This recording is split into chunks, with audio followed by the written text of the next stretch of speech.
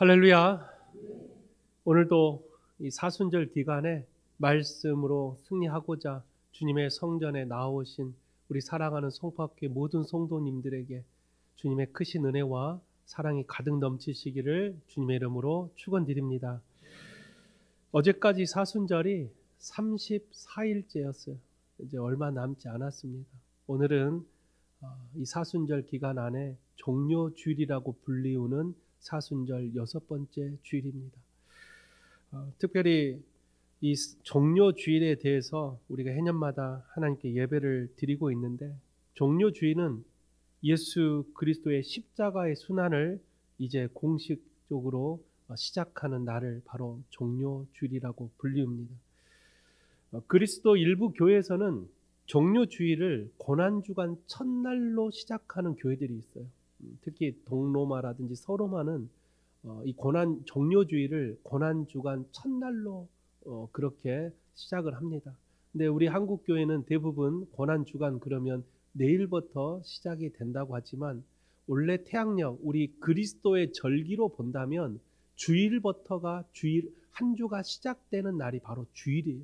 그래서 달력을 보면 빨간 날이 마지막에 있는 게 아니라 주일이 제일 첫 번째 있으면서 한 주간이 시작이 돼요. 그래서 고난주간 그러면 오늘부터가 고난주간의 시작입니다. 한 주간. 그래서 오늘 이 말씀 여러분들 잘 들으시고 말씀으로 한 주간을 승리할 수 있도록 하나님의 은혜가 여러분과 함께하기를 주님의 이름으로 축원드립니다. 우리가 왜 종료주일이라고 부를까요? 다른 말로는 어떤 주일이 있습니까? 호산나 주일이라고도 불러요. 호산나 주일이라고 불리는 이유는 예수님께서 예루살렘에 입성하실 때 백성들이 호산나 호산나, 호산나라는 뜻은 주여 나를 구원해 주옵소서라는 뜻입니다. 그래서 종료주일 대신에 호산나 주일이라고 불리기도 합니다. 또 어떤 사람들은 고난의 주일이라고 불리기도 하죠. 예수님의 고난이 시작되는 주일, 그래서 고난의 주일이라고도 부릅니다. 우리가 대부분 종료주일이라고 불리는 이유는 예루살렘 입성할 때 백성들이 종려나무가지를 흔들면서 예수님의 예루살렘 입성을 환영했죠. 종려나무는 성경에서 어떤 의미를 가지고 있냐면 의라는 의미를 갖고 있어요. 종려나무는 아름다움, 승리라는 뜻을 가지고 있는 단어가 바로 종려나무입니다. 그래서 예수님께서 예루살렘에 입성할 때 백성들이 종려나무를 흔들었던 것은 공의의 하나님, 정의의 하나님, 이 땅의 통치자로서 오시는 승리를 이제는 우리가 맞이할다라는 마음으로 종려나무 가지를 흔들면서 메시아였던 예수 그리스도를 환영했다라는 거예요. 그러나 백성들은 이 메시아가 로마를 무너뜨리고 자신의 나라를 다시 세울 어떤 이 세상의 만왕의 왕으로서 오신 예수님이 아니라 자신들을 구원해 줄 눈앞에 보이는 로마만 물리치는 그런 메시아로 예수님을 환영했다라는. 그런데 예수님께서 이 땅에 오신 것은 로마뿐만 아니라 이스라엘 백성들이 가지고 있던 죄로 인해 더 이상 이 나라에 그 구원도 없는 것을 보시고 예수님이 직접 이 땅에 내려오셨다라는 것을 우리는 다 알고 있다라는 것이죠. 그래서 종료주일에 대부분 교회가 신약의 말씀을 가지고 설교를 해요. 근데 오늘 제가 여러분에게 가지고 온 말씀은 구약의 스가랴서입니다. 왜 스가랴서를 오늘 말씀을 함께 나누려고 하냐면, 이 스가랴서의 본문은 예수님께서 예루살렘에 입성하시는 모습을 보여주는 예언의 말씀. 이 스가랴 당시에 예수님의 이야기는 나오질 않아요. 그리고 스가랴 선지자도 아직 메시아를 만나보지 못한 사람이. 그런데도 이 스가랴 선지자가 오늘 본문에 장차 오실 그 메시아의 모습을 예언하고 있는 이 말씀이 참 신비로운 말씀이죠. 이 스가랴 선지자가 활동했던 시대가 바로 BC 520년경이에요.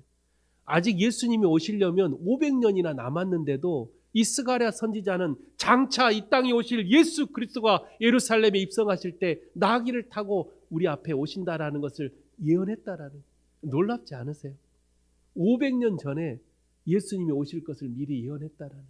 사람으로서는 도저히 할 수 없는 그런 신비로운 일들이 성경 안에는 참 참 많이 등장해요. 그 말은 뭐예요? 스가랴 선지자가 하고 있는 이 말은 하나님의 말씀이에요. 하나님께서 스가랴 선지자를 통해서 지금 말씀을 선포하고 있다라는 거예요. 오늘 이 스가랴 선지자가 말했던 이 9장 9절의 이 말씀이 그대로 예수님께서 예루살렘에 입성하실 때 그 말씀의 성취하심을 보여주고 있다라는 거예요. 여러분, 이 말씀을 읽으면서 어떤 마음이 들었습니까? 예수님께서 그 말씀을 성취했다라는 것은 성경에 있는 말씀은 반드시 이루어진다라는 거예요. 할렐루야. 하나님 말씀은 반드시 이루어진다라는, 예수님께서 그 말씀을 성취했다라는 이 사건으로 보더라도 이제 예수님께서 약속하신 다시 오실 예수님도 반드시 성취된다라는 거예요. 그 믿음을 우리는 잃어버려서는 안 됩니다. 우리 안에 그 소망을 품고 주님께서 말씀하신 재림의 예수를 우리가 믿음으로 고백하는 것은 그 말씀은 반드시 이루어지기 때문이라는 것이죠. 그걸 바로 우리는 믿음이라고 불러요. 우리 송파교회 모든 성도님들이 예수님께서 말씀하신 그 마지막 다시 오실 예수 그리스도를 믿음으로 고백하여 각자의 삶 가운데 항상 승리하시는 그런 여러분 되시기를 주님의 이름으로 축원드립니다. 오늘 본문의 말씀은 1차적으로 바벨론 포로에서 이제 막 해방된 이후의 시대의 이야기입니다. 그러다 보니까 아직 바벨론에 포로가 아직 남아 있었어요. 한 번에 다 포로에서 해방된 게 아니라 1차 기한, 2차 기한, 3차 기한 할 정도로 바벨론에 잡혀갔던 이스라엘 백성들이 너무나도 많았어요. 오늘 예수님께서 스가랴 선지자를 통해서 말씀하시는 이 말씀의 1차적인 성취는 바벨론에 아직까지 남아있는 포로들을 온전히 다 해방시키겠다라는 하나님의 특별한 축복의 말씀이에요. 이 말씀을 보면서 하나님은 정말로 한 사람 한 사람까지도 다 보고 계시는구나. 하나님의 사랑은 정말로 우리가 생각하지 못하는 그 이상의 것으로 담겨져 있구나. 그러면서 스가랴 선지자가 오늘 본문 9절에 이 땅에 오시는 그 메시아가 어떤 모습으로 오신다라고 말을 해요? 왕으로 오신대요. 왕으로 오시는 이 메시아. 왕은 뭐 하는 사람입니까? 왕은 세상을 통치하는 사람이죠. 왕은 세상을 통치하는 사람이기 때문에 권력을 가진 사람을 보고 왕이라고 불러요. 그런데 스가랴 선지자가 말한 그 왕은 그냥 왕이 아니라 어떤 왕이냐? 바로 오늘 본문의 제목인 겸손의 왕으로 오신다. 제가 말씀 제목을 겸손의 왕으로 잡은 이유는 왕은 왕이지만 겸손의 왕으로 이 땅에 오신 예수 그리스도. 그래서 제가 곰곰이 한 주간 묵상해 봤어요. 종료 주일에 우리 성도님들과 어떤 말씀을 나눌까? 이 땅에 우리에게는 왕이 필요합니다. 왜냐? 누군가가 통치를 해야 되기 때문에. 우리 지금 현재 우리나라가 통치자를 잃어버렸잖아요. 왕이 없잖아요. 그런데 우리가 진정으로 원하는 왕이 누구여야 되는가라는 생각을 하다가 제가 이 말씀이 딱 떠올랐어요. 우리에게 필요한 것은 왕은 왕이지만 어떤 왕이냐? 바로 겸손의 왕이라는 거예요. 겸손의 왕이 와서 세상을 통치한다면 얼마나 행복한 나라가 될까? 얼마나 기뻐하는 나라가 될까? 그래서 오늘 말씀을 통해서 겸손의 왕이 통치하는 세상은 어떤 세상일까? 그 겸손의 왕은 어떠한 방법으로 세상을 통치할까? 세 가지를 통해 여러분과 함께 은혜를 나눠보려고 합니다. 첫 번째로 겸손의 왕이신 예수님은 오늘 본문 9절에 나온 것처럼 공의와 겸손으로 세상을 통치하신대요. 공의와 겸손으로 통치하시는 왕이 우리 가운데 임한다면 얼마나 우리는 행복할까? 이스라엘 역사에서 가장 훌륭했던 왕을 뽑으라면 우리는 대부분 다윗 왕을 떠올려요. 그리고 남유다의 3대 선왕이라고 불렸던 여호사밧 왕과 히스기야 왕과 요시야 왕을 우리는 떠올리게 됩니다. 그 왕들은 그나마 하나님 말씀대로 잘 통치를 했죠. 그런데 다윗도 여호사밧도 히스기야도 그리고 요시야도 인간이었기에 연약함을 가지고 있었어요. 여러분, 다윗이 얼마나 많은 죄를 지었습니까? 남유다의 3대 왕이라고 말했던 왕들도 얼마나 마지막에 우상을 섬기고 다 무너졌습니까? 우리는 진정한 왕은 세상을 통치하되 공의와 겸손이 빠지면 그 누구도 올바른 통치를 할 수가 없다라는. 그래서 이 땅에 오실 예수 그리스도였던 겸손의 왕은 공의와 겸손으로 이 세상을 통치하겠다라고 그렇게 말씀을 해요. 그래서 예수님께서 마태복음 11장 29절에 이렇게 말씀하십니다. 나는 마음이 온유하고 겸손하니 나의 멍에를 메고 내게 배우라. 그리하면 너희 마음이 쉼을 얻으리라. 겸손의 왕이신 예수님께서 세상을 통치하는 방법은 바로 온유하고 겸손한 마음, 그리고 그 온유한 마음이 우리 가운데 임할 때 참된 평안이 임한다는 거예요. 그 어떤 훌륭한 왕이 세상을 통치해도요, 사람들 마음속에 다 불평 불만이 생겨요. 그 어질고 정말 훌륭하다고 생각하는 사람들이 다 우리가 통치자로 세워놓잖아요. 그런데도 시간이 지나면 우리 마음속에 또 다른 불평과 불만이 생겨요. 왜 그럴까? 사람은 모두가 다 연약하기 때문에 그래요. 따라서 예수 그리스도께서 세상을 통치할 때 그냥 통치한 게 아니라 하나님의 공의와 정의로 세상을 통치한다라는 거예요. 그러면 하나님의 그 공의가 도대체 무엇이길래 우리의 마음에 참된 평안이 올까? 하나님의 공의는 딱 한 가지예요. 예수님께서 이 땅에 오신 이유가 뭡니까? 우리를 구원하고자 오셨어요. 그 구원의 방법은 우리의 죄를 대신 짊어지고 십자가에서 우리 죄를 사해 주신 것. 그걸 바로 공의라고 불러요. 여러분, 공의 대단한 거 아닙니다. 누군가를 위해 희생하는 거예요. 누군가를 위해 헌신하는 거예요.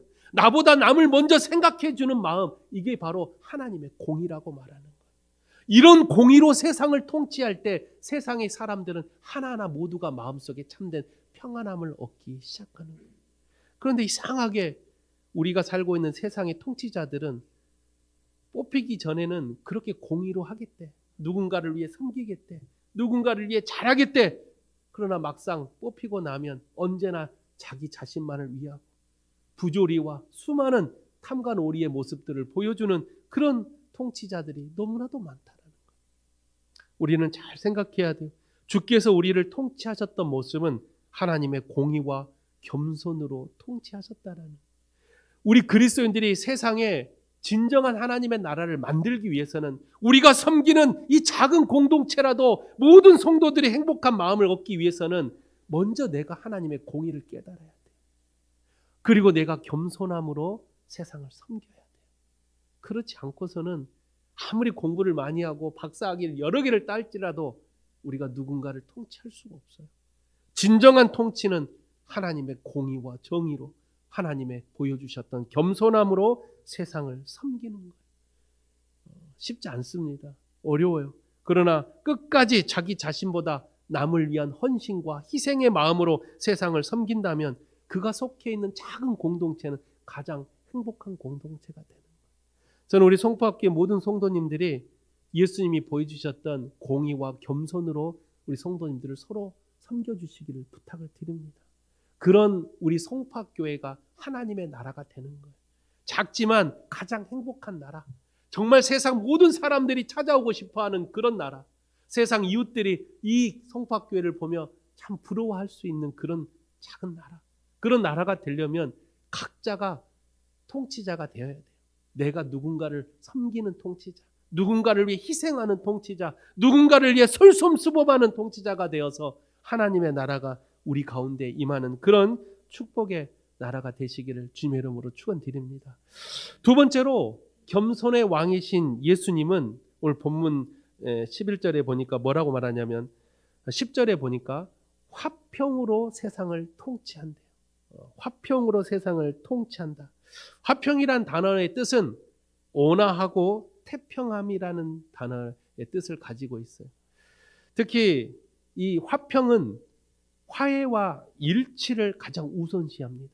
화해와 일치예요. 그러므로 히브리어로 이 화평을 말로 하면 여러분 다 알고 있는 단어인데 어떤 단어예요?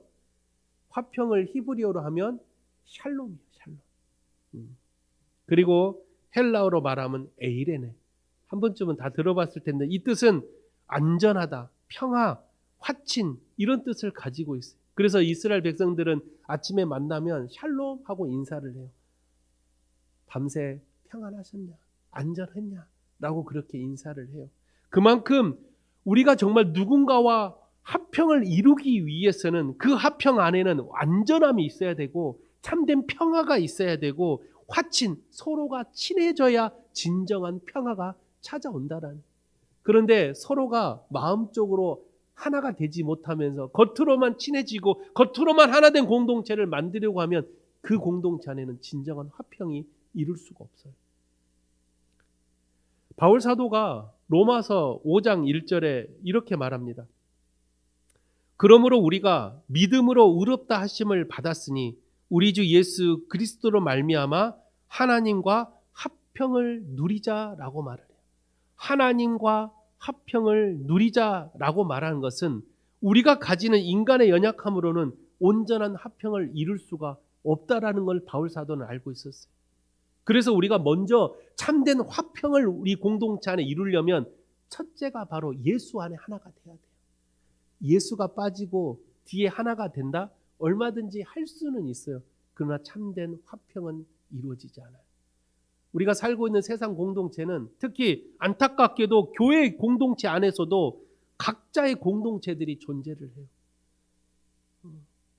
이런 작은 공동체들이 서로가 자신들이 원하는 공동체를 만들다 보니 자신들은 행복하다고 말하지만 결국은 전체 공동체가 무너지는 안 좋은 결과를 가져올 때가 참 많습니다.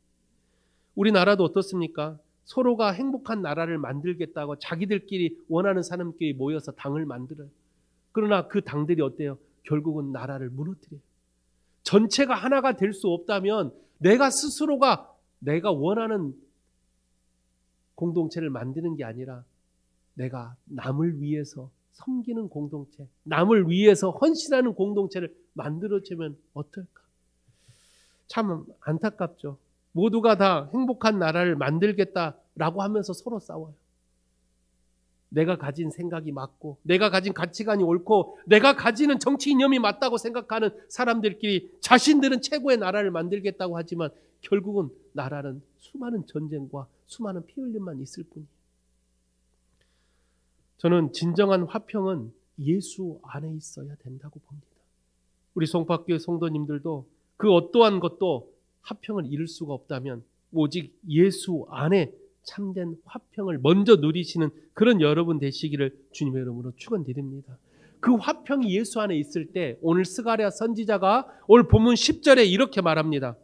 내가 에브라임의 병거와 예루살렘의 말을 끊겠고 전쟁하는 활도 끊으리니 그가 이방 사람들에게 화평을 전할 것이요 그의 통치는 바다에서 바다까지 이르고 유브라데 강에서 땅끝까지 이르리라. 겸손의 왕이 통치하는 세상은 화평의 나라인데 그 화평의 나라는 뭐가 없냐? 바로 전쟁과 폭력이 없는 나라가 바로 화평의 나라이다. 겸손의 왕이 통치하는 그런 나라는 전쟁과 폭력이 없는 나라래요. 지금 우리가 살고 있는 세상은 겸손의 왕이 필요한 시대입니다. 우리 세상은 지금 전쟁이 너무나도 많이 일어나고 있어요. 아직까지도 우크라이나와 러시아의 전쟁들, 또 이스라엘 가자 지구에 일어나는 전쟁들, 또 아직 보이진 않지만 각 모든 나라에서 내전을 일으키고 있는 나라들, 심지어 우리나라도 얼마나 많은 전쟁이 지금 일어나고 있습니까? 수많은 피 흘림과 수많은 고통받고 있는 사람들이 우리 주변에 너무나도 많아요. 이러한 세상 속에 진정으로 필요한 것은 겸손의 왕이 필요해요. 세상을 통치할 겸손의 왕이 필요하다라는 것입니다. 그 겸손의 왕이 오셔서 참된 화평으로 이 세상을 통치할 때 진정한 참된 평안이 우리 안에 있으리라고 우리는 믿으시기를 주 이름으로 부탁을 드립니다. 따라서 여러분들이 세상을 향해 나아가 예수 그리스도의 향기 나는 사람들이 되십시오. 근데 그 향기가 바로 예수님이 우리에게 보여주신 겸손의 왕으로 세상을 섬겨주십시오. 여러분들이 그 예수님처럼 세상을 향해 나아간다면 우리가 모두가 다 예수 안에서 그 화평을 누릴 수 있다면 얼마나 행복한 나라가 될까. 저는 여러분의 가정이 먼저 화평을 이루는 가정이 되기를 바랍니다. 가정 안에서도 하나 되지 못해서 얼마나 많은 가정들이 깨지고 있습니까? 우리 가정이 진정한 화평을 누리려면 우리가 먼저 예수님처럼 겸손한 사람이 돼야 돼요. 예수님처럼 화평으로 이 가족을 이뤄가야 돼요. 그리고 우리가 속해 있는 교회 공동체, 세상 공동체 다 똑같아요. 내가 먼저 예수 안에 겸손하지 않으면 화평을 이룰 수가 없다라는 거예요. 사랑하는 송파교 성도 여러분, 이 세상이 겸손의 왕이 통치하시는 화평의 나라가 되시기를 원하십니까? 그렇다면 내가 먼저 예수님처럼 살아가시기를 부탁을 드립니다. 우리 모두가, 우리 송파교 성도들이 그런 예수님처럼 세상을 섬긴다면 언젠가는 이 땅, 이 나라가 행복한 화평의 나라가 되리라고 저는 믿습니다. 그러기 위해서 여러분들 더 열심히 기도하시고 더 열심히 예수 그리스도를 향해 나아가시기를 주름으로 부탁을 드립니다. 마지막 세 번째로 겸손의 왕이신 예수님께서 통치하는 세상은 언약의 피로 세상을 통치하신대요. 먼저 언약이란 단어가 어떤 단어예요? 쌍방간의 합의에 의해 이루어진 약속이라든지 계약이라든지 맹세 등을 말합니다. 성경은 하나님과 인간이 맺은 언약에 대한 이야기라고도 말할 수가 있어요. 특히 구약 성경에서 언급되고 있는 언약의 이야기들을 살펴보면 첫째 어떤 언약이 있냐면 쌍방 언약이 있어요. 쌍방 언약. 쌍방 언약은 뭐냐면 계약 당사자나 모두 그 동의된 이 사람들이 서로가 다 동의해서 얻어지는 언약이 바로 쌍방 언약이라고 불러요. 특히 쌍방 언약의 대표적인 이야기를 꼽으라면 창세기 31장에 나오는 야곱과 라반의 언약을 말할 수가 있습니다. 서로가 쌍방 간에 합의해서 이루어진 언약, 이걸 바로 쌍방 언약이라고 말을 해요. 두 번째 언약은 일방 언약이 있어요. 일방 언약은 권위나 능력 등에서 유력한 이치에 있는 사람들이 주도하는 언약이에요. 근데 내용을 살펴보면 쌍방 언약과 비슷해요. 그러나 권력 있는 자가 일방적으로 약한 자들에게 이렇게 언약을 맺자라고 말하는 게 바로 일방 언약입니다. 이 언약은 창세기 9장에 나오는 노아의 언약이라고 말할 수가 있어요. 마지막 세 번째로 성경이 말하는 언약은 바로 구속 언약이 있습니다. 이 구속 언약은 예수 그리스도의 십자가의 언약이라고도 불리우는데 오늘 본문에 등장하는 스가랴가 말하는 그 언약의 피가 바로 이 세 번째 구속 언약에 속합니다. 이 구속 언약은 말 그대로 예수 그리스도께서 우리를 위하여 피를 흘리심으로써 우리를 어떻게 하셨어요? 구원해 주시겠다라는 이 언약. 내가 너희들을 지옥에서부터 하나님의 나라로 이끌어 가겠다라는 예수 그리스도의 우리의 약속하신 그 약속은 십자가의 언약이라고 불러요. 이 십자가의 언약이 바로 구속 언약이고 성경은 이 구속 언약을 계속해서 설명하고 있어요. 우리가 믿음으로 고백할 때, 예수 그리스도를 믿음으로 고백할 때 이 구속 언약은 효력을 발휘를 합니다. 그런데 이 구속 언약은 다른 언약과 다르게 유효기간이 있어요. 유효기간이 있는데 이 구속 언약의 유효기간은 언제까지예요? 예수님이 재림할 때까지. 예수님이 재림을 하게 되면 이 구속 언약은 끝이 납니다. 그래서 그 전까지 우리가 십자가를 통해서 우리에게 보여주신 이 십자가 언약을 믿음으로 우리가 빨리 받아들여야 돼요. 주님과 이 언약을 맺어야 된다라는 것.